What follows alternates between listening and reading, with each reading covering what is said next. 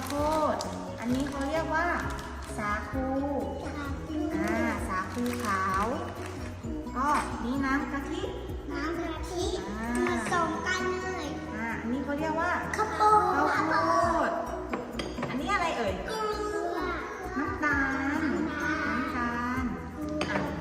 น้ำเดือดแล้วใช่ไหมเดี๋ยวพี่ใส่เองพี่รันทีเบาๆนิดเดียวเทไม่ต้องหมดค่ะเทให้หมดเลยตัวก่อน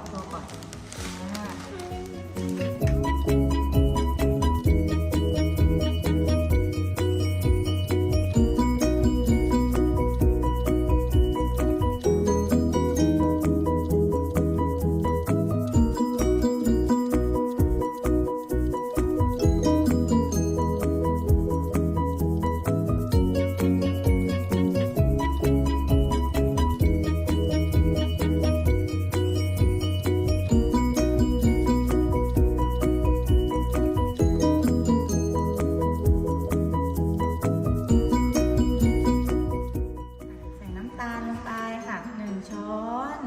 อีกช้อนหนึ่ง4 ช้อนเลยนะค่ะเอาใส่เลยที่รันใส่ลงไปเลยแล้วก็ให้น้องนูรินใส่ด้วยนูรินตักเลยให้ฮารี่ตักด้วย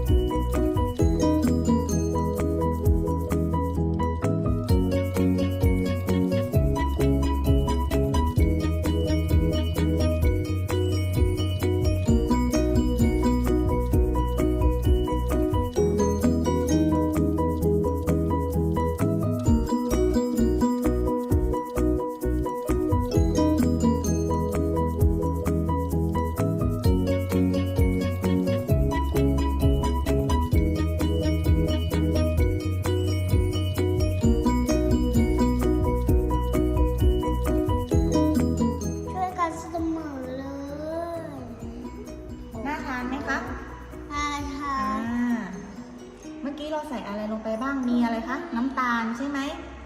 น้ำตาลแล้วก็ใส่อะไรเหลืองๆเขาเรียกอะไรข้าวโพดข้าวโพดอะไรสีขาวเขาเรียกว่าสาคู